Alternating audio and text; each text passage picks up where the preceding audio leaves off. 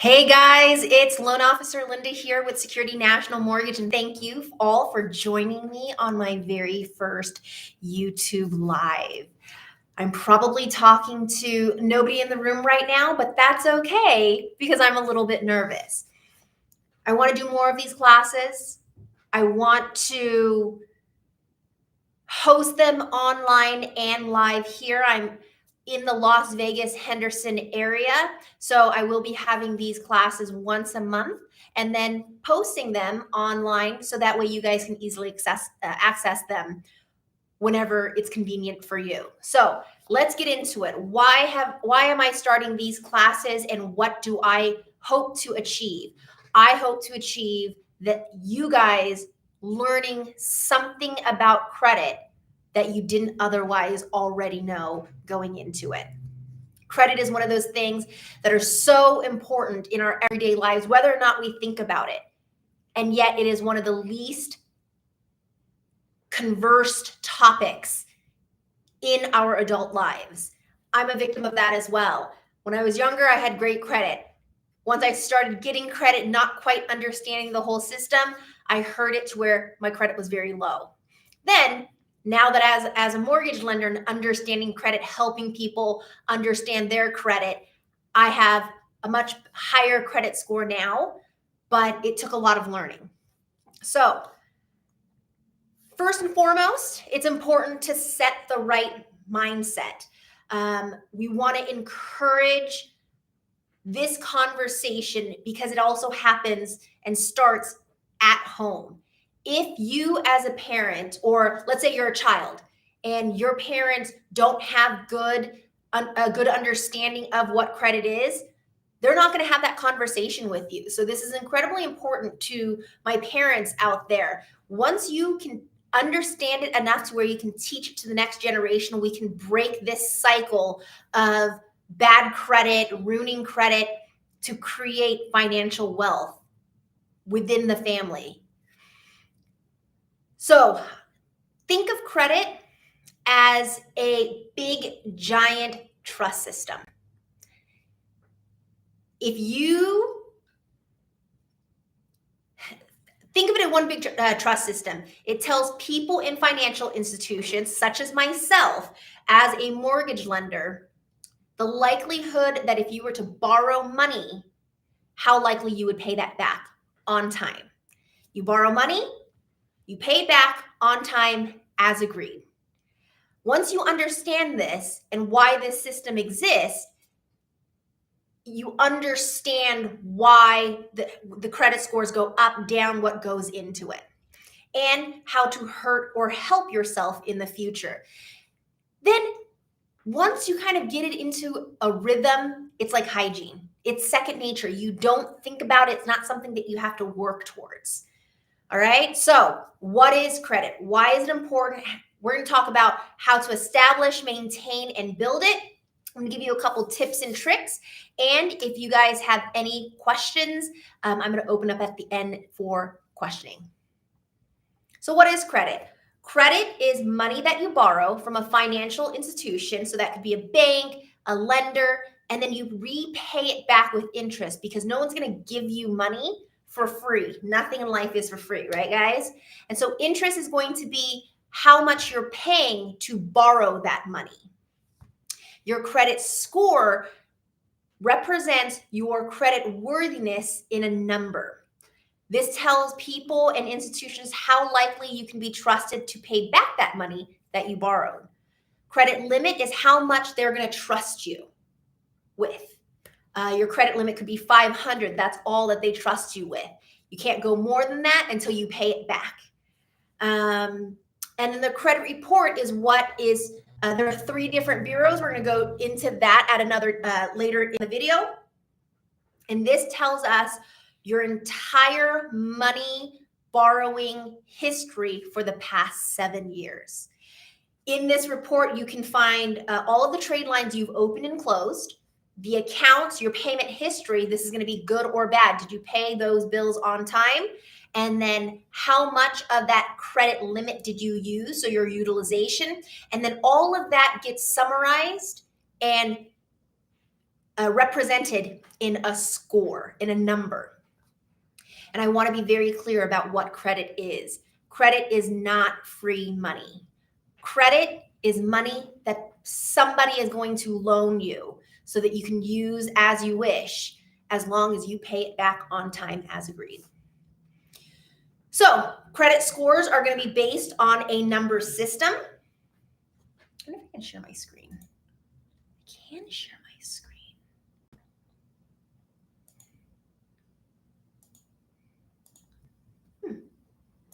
I can share my screen. That's awesome. All right. Well, there you go. Now I know I can share my screen. I'm going to play it from the beginning.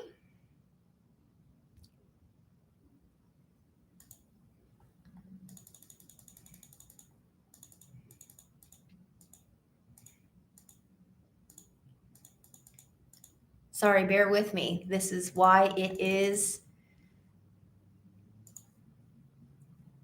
All right, so credit scores are going to be based on a number system, and it's going to start from 300 to 850.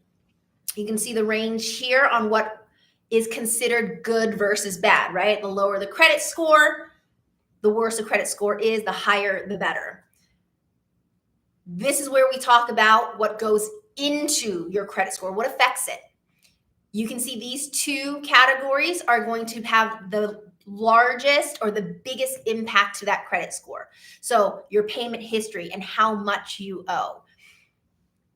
Think of it as if you know me for over 10 years. Every once in a while, I come to you and say, hey, John, I really need $500 to float me to next pay period.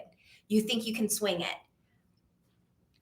If I have been doing this consistently for over 10 years, once in a while, let's just say every couple of months, once or twice a year, that history that we build of trust is going to be a lot better than if I had just reached out to you and we met yesterday. Hey, I need $500 to swing me to next pay period. That history, the longer you have had good history of borrowing money, paying it back, the better the credit score is going to be. Same thing with how much you owe. They may give you a credit limit of $10,000, but how much of that are you using? The more of that credit limit that you're using, the more of the higher the risk of, you defaulting, or versus if you have a $10,000 limit and you're only using $1,000 of it, that's where we stick between the 10 to 30% utilization. So length of credit also impacts your credit and affects it. That's going to be the next category. So payment history is how long you've been borrowing credit and paying it back. Your length of history is going to be kind of the same, but different. So you have one credit card that you've had for 5 years. So now your length of credit history is 5 years. But then you go and you open up a new credit card yesterday. Now they take that average. So instead of 5 years, or do they use 5 years or do they use a year? No, it's going to be your length of credit is 2.5 years, because now they take that average. They have to use a number somehow for that algorithm. It's not a person sitting there typing in, Linda has not had her credit for more than a year, so I'm going to go in there and manually change the number. No, guys, it's an algorithm, right? Credit inquiries and types of credit are going to be the least impactful to your credit, but it still does impact it. A couple reasons why. Type of credit, there's going to be a difference between an installment loan and a revolving loan. Secured, unsecured, and we're going to go into that. Credit inquiries. A lot of people think that your credit score drops significantly when you are inquiring about credit. That's actually not true. It impacts it in the sense that we need to be able to see each other as lenders. What we don't want you to do is go to 10 different banks in the same day, pull credit, and then we can't see each other. And now, instead of $1,000 of credit limit that you could otherwise qualify for, you went to 10 different banks. Now you have 10 cards, 10 credit cards, $10,000, more than what your credit would allow, your credit score would allow, right? So inquiries are mostly so that we can see each other. The more you're inquiring about loans, the higher the risk, right? So then therefore it does impact that in a sense. Moving on, the two different types of credit. So this kind of goes back to types of credit. So installment loans are going to be how much money you pay back or how much money you borrow over a certain amount of time frame with interest cut up into 10 equal payments or 20 equal payments. So I'm going to use, so this is going to typically be auto loans, mortgages, personal loans, student loans. So we use the example of you buying a car. The loan for the car is $10,000 for 5 years. Interest after 5 years would be $2,000, right? So that means that $10,000 plus $2,000 of the interest over that 5-year term, the total at the end of that 5-year term is going to be $12,000. Well, being that it's a 5-year term, that's 60 months. So now your payment is $200. It's going to be the same every single month because that's how you break it up into installments. Then you have revolving credit. Revolving credit is going to be a limit that they give you. So credit cards are a perfect example. I'm going to give you $10,000, but when you use it and pay it back, you get that limit back. And then along the way, you're paying the interest on it. So for example, credit limit is $1,000. You spend $500 for the month. You still have $500 within that $1,000 limit. At the end of the month, you pay back that $500 with interest. And then next month, you have $1,000 to spend again.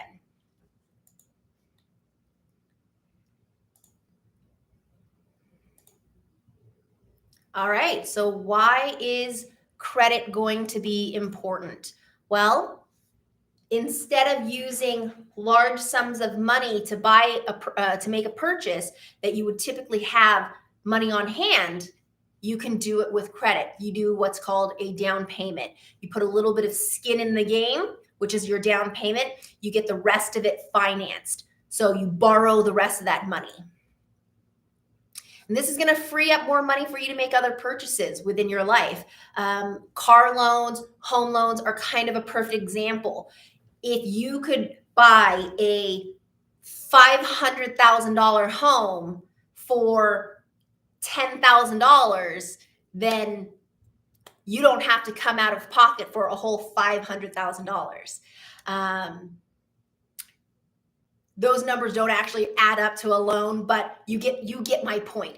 You spend a small amount of money to get something that would otherwise cost you a whole lot more, and sometimes you just don't have the cash for it.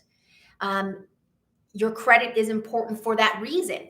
It's going to tell somebody such as myself, lenders, institutions, sometimes employers and landlords, that you're good for the money. It's almost kind of a character thing. If you make good on your word, you borrowed $1,000 and you paid me back on time as agreed, then your credit score goes up. Landlords, employers, institutions, and lenders are going to look at that. We look at the credit report and your history of borrowing money. And then sometimes even possibly a significant other. So why would an employer, a landlord, or a significant other want to know what your credit is? You're not borrowing money from them. It's important because that is a measure, in a way, of your character. Certain employers, not all, will do a credit check because they want to know what your financial position is. How trustworthy of a person are you? So, for example, here in the Las Vegas area, we have one of our major employers is the casino industry. So if you're in a money handling position, they're going to want to pull your credit to see if you are hurting financially. Typically, if you're financially responsible, because if you're handling lots of money as a dealer, as a cage, if you are financially stable, you're less likely to skim. It's not an exact formula, I'll tell you that right now, but it does measure you in a way. Landlords, you're not borrowing money from a landlord. Why would a landlord or a property manager want to know your credit? Well, they want to know your history of paying your bills. Even though you're not borrowing money to live in the home or to rent the home, they still want to know, what is your history of paying your bills? Now, significant other, that's a totally different ballpark. If you are a financially responsible person, you pay your bills on time, you don't run up a lot of debt, you don't owe people a lot of money, you're going to be more financially stable. So that being said, would you really want to be with somebody who charges their credit card, makes the minimum payment? Because if things start to get serious, you're going to end up being financially responsible for their irresponsibility. Just a thought. So the better credit and credit score you have, the cheaper it will be for you to borrow money. This is going to be a huge reason why credit is important. It takes money to make money, right? So the better your credit and your credit score is, it's going to cost you less for borrowing money in the future. So again, interest is what you pay for that money. But the interest rate, think of it as that's how the bank or the financial institution measures your risk and what they want to make off of you. The higher the risk, the higher the rate. So let me give you this food for thought. The bank, you take person A who has great credit and they're looking to buy a car. Person B looking to buy the exact same car, but they don't have a good credit history. They missed a couple bills, and so their credit is a little bit lower than person A. They're looking at the same exact car, same exact down payment.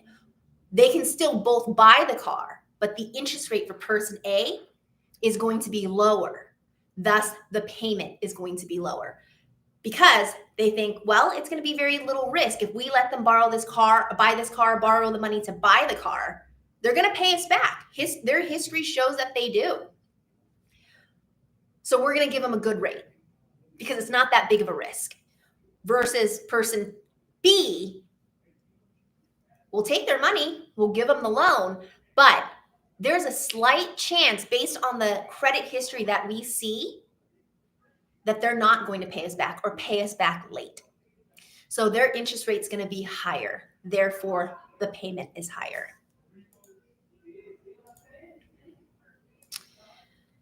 How are we going to establish, build, and maintain it? If you don't have credit to start, how could you possibly get credit? It's catch-22, right? Well, no, not necessarily. There are ways. So how do you establish credit? Well, you open a secured credit card. Now, the difference between a regular credit card and a secured credit card is going to be it's secured by something. It's exactly the way the word sounds. A credit card is the financial institution or the bank gives you $1,000 limit. Go spend it, have fun. A secured credit card is they're still going to give you the $1,000, but they want it secured by 500. We'll say 1,000. We'll do a 1-to-1. So you put a down payment or a deposit of $1,000, and that's just sitting in an account. They give you a $1,000 limit, and you go and you spend that $1,000. You spend it, pay it back. Spend it, pay it back. If you happen to be late because it is now secured with that $1,000 deposit in the back, if you don't make that payment, they're going to take from that $1,000. You run up the credit card to $500 and you didn't pay this month. Well, guess what? Now they're going to take that $500. So they feel better about giving you that credit. It helps your credit, boost your credit score to where you can build on that credit and continue to, apply for other different types of credit cards or loans. You can apply for a credit card with your bank. Sometimes it's a little bit easier for you to apply with your bank versus somebody who knows nothing about you, right? Your bank is going to know a little bit more about you than a bank that you have no relationship with whatsoever. Why? Because they can see your finances. They can see that you had stable income, you have a job, money is coming in and out, you're not over withdrawing your account every single month. So it may be a little bit easier to apply with your own bank than it is outside sources. You can apply for a starter credit card. So there are a lot of companies that will bypass the fact that you have no credit or you have terrible credit, but that interest rate's going to be higher, or they don't give you as many perks such as cash back or travel points, something like that. Starter credit cards have a lower criteria, so that may be able to help you out as well. You can self-report utilities. There are a lot of systems and programs out there where you can report your utilities onto your credit report, and it'll help you. So it's a way of showing that you pay your bills on time. That'll help you boost your credit score. You can set up a joint account or co-sign on a loan with somebody. Lots of parents do this with their kids where, the child wants to buy a car, but they have no credit. They really don't have a long job history or whatever, but the parent otherwise would. You can co-sign it for them, and then you guys build on that credit together. You'll both benefit by making those payments on time as agreed. And you can be added to a trusted individual's credit card as an authorized user. Now, this one I hesitate and I caution against. If that person the person whose credit card it is, does not pay their bills on time. Because once you're added as an authorized user, you're almost piggybacking on their utilization. If they don't pay their bills, it's going to impact you because now it's going to look like you don't pay your bills. So I caution against that a little bit, but it is something that is possible. So like I said, they must have good credit history for it to be effective. All right, how are we going to build your credit once you've established one? I recommend using your credit as often and as much as you can responsibly. You buy groceries anyways. You pump gas anyways. Unless you're a minimalist where you don't spend a lot of money, you otherwise would have used your debit card anyways. So put it on the credit card. My recommendation is to charge the credit card and pay off the balance in full every single month. Don't leave balances on there because that's how you start to get into credit card debt. Setting automatic payments for at least the minimum so you're never late. I pay my credit cards off in full every month, but I set the automatic payment for the minimum because I want to make sure that I have enough money in there. Then I manually go in and I pay it off in full every month. But by doing just the minimum, even if you carry a balance, you're not paying that late fee. Those late fees add up. They're anywhere from like $30 to $35. That stuff adds up. Just because you forgot one day, it's super easy. You go in there, you set it, and forget it. How do you pay how to establish and build it? Pay off your balances in full every month. You're going to avoid those interest payments and digging yourself further into debt. I want my viewers out there to get out of the mindset that if you spend $5,000, but they're only going to require you to pay 50 of it, they do that not so that you have more money to spend, but so that they can make money off of what you owe. That's the interest payment that you pay. We can go into a whole conversation about compound interest.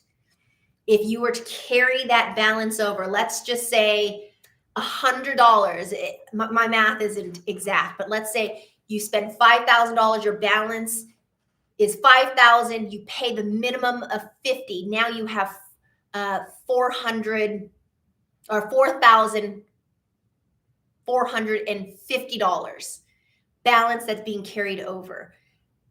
Without doing the math automatically, let's say your interest gets added on top of that of $100. You paid the minimum of the 50, but your interest added another $50.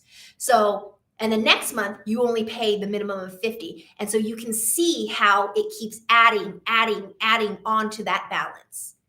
This is how people dig themselves into credit card debt. And then those interest rates are so astronomical sometimes that you just get buried in it and you can't dig yourself out.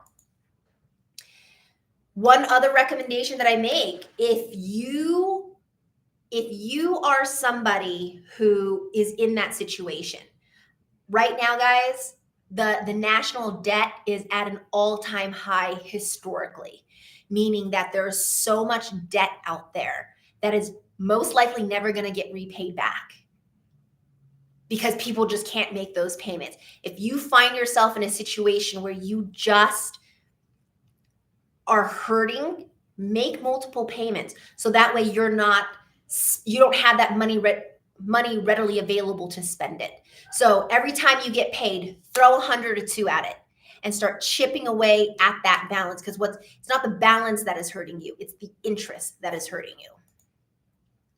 And I want you to do your research. Don't listen to everything you hear on YouTube because it may or may not apply to you directly. Everybody's going to be a little bit different, but and there's only so much that I can teach you in an hour. I want you to do your research on all of this. There's plenty of information out there.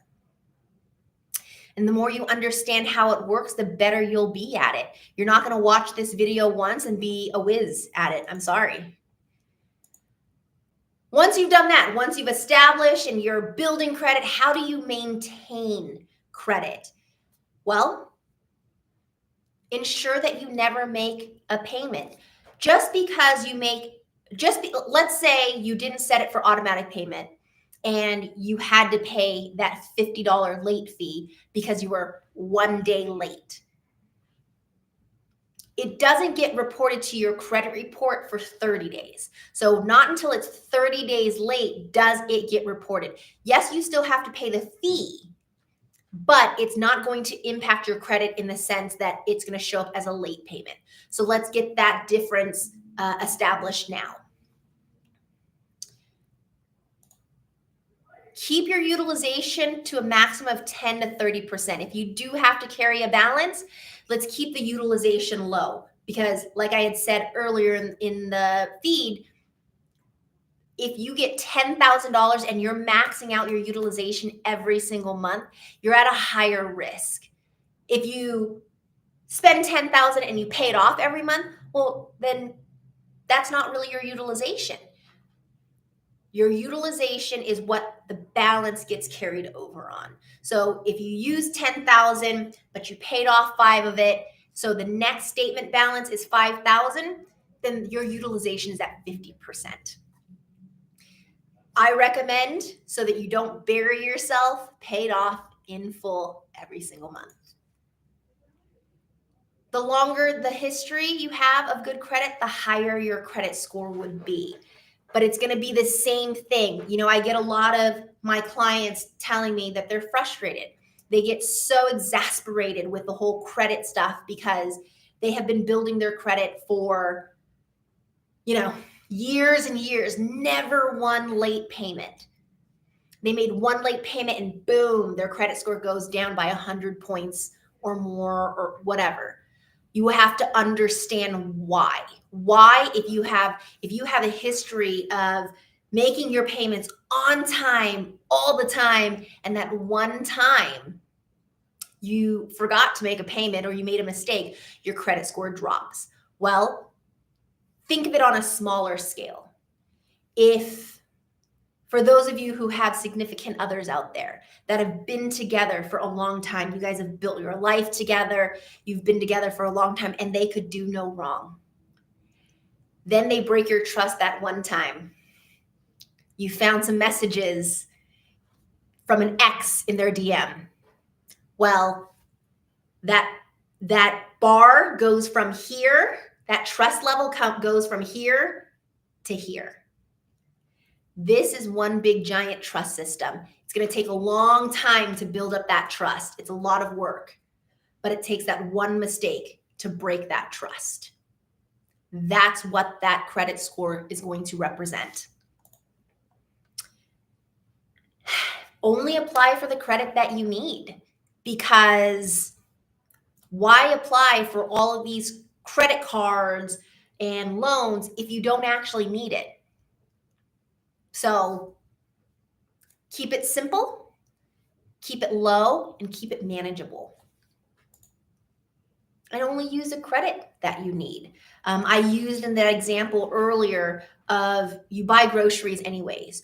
You put gas in your car anyways. You do spend money on a regular basis. Most of us either pay cash or on a debit card.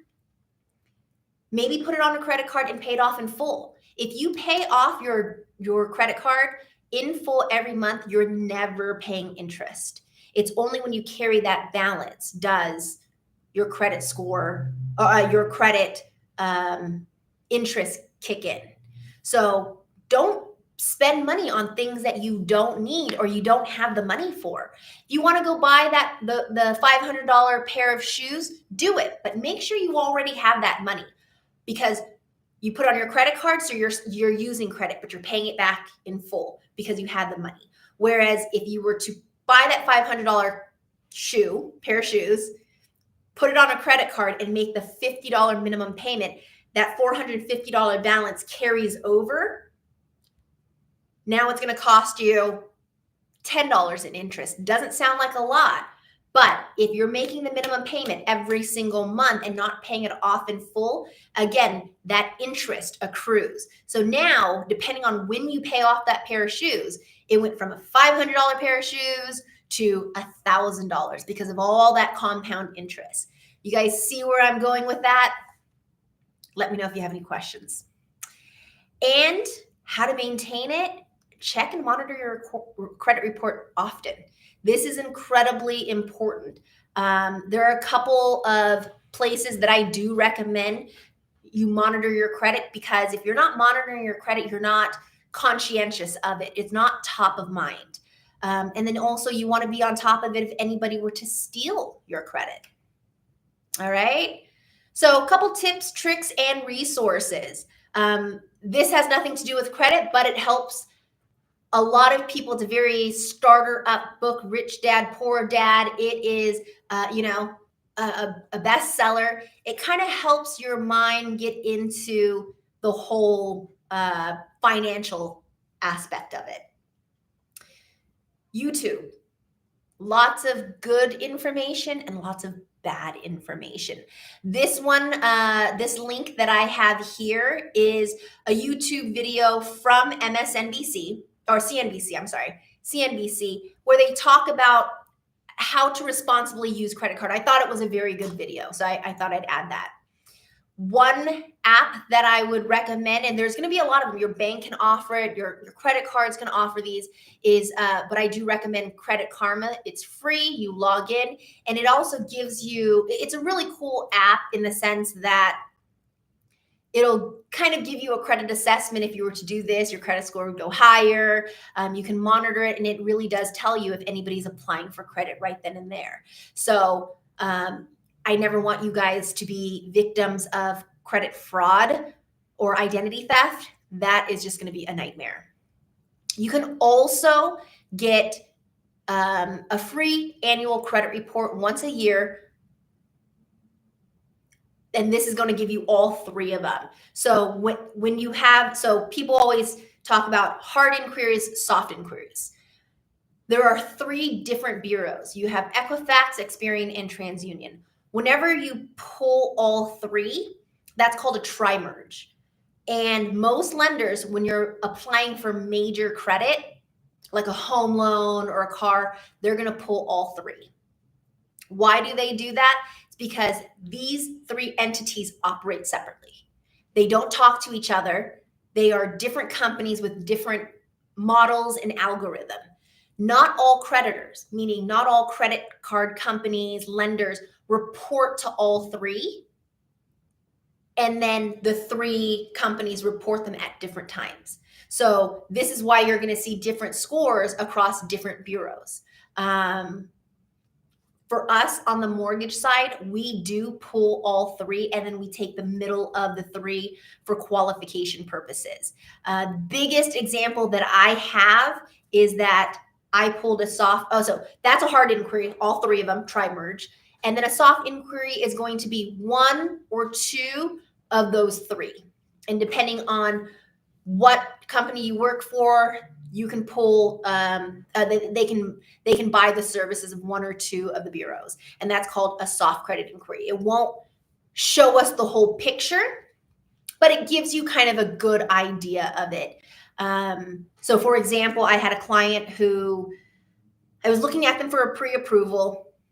I pulled a soft credit inquiry of just TransUnion and everything looked good. They had a 7+ credit score. All right, we can move forward. We like seeing it in the 7s.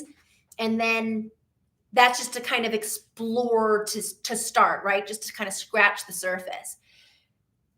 Everything looks good. I see all of the trade lines. Then I go and I'm like, all right, we need to pull a hard credit inquiry so that we can do an actual pre-approval. We pull it, and the other two bureaus had collections that did not get reported to TransUnion. And so those scores were, one was in the high 5s, the other one was in the low 6s. So that is why it is incredibly important to pull all three, because it costs these creditors money to report to each bureau. And they don't always want to do that. Sometimes they just send it to Equifax or Experian or TransUnion. So if I had pre-approved them based on one credit pool, then they would have gone out looking for a home, gone through all of the steps only for me to pull all three later down the road and be like, whoa, I wish I had seen that a couple weeks ago. So keep that in mind.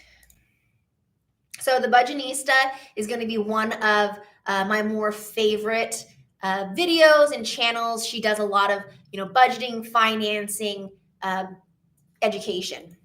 And then you can also follow me on Instagram and YouTube to learn more. All right, couple of frequently asked questions that I get asked. Who are they? Who is them? Who are you talking about? Who is lending out the money? Who's just dishing out them shtickles? Well, we're talking about banks, financial institution, credit card companies, mortgage companies, auto loan companies. There are financial institutions or anybody who really just is in the business of loaning money. Do you need a lot of money to have good credit? No, you don't need to have a lot of money for good credit. That is a huge misconception, and I don't want you guys to think that you have to have that. If you were to follow those steps in establishing and building and maintaining your credit, you could really have good credit based on one or two credit cards that you use for necessities. You spend and pay it off in full every month on time as agreed. And it could be small balances. But here's the thing: if you have a credit card and you're not using it, well, then you're not using credit. So there's nothing to measure you by.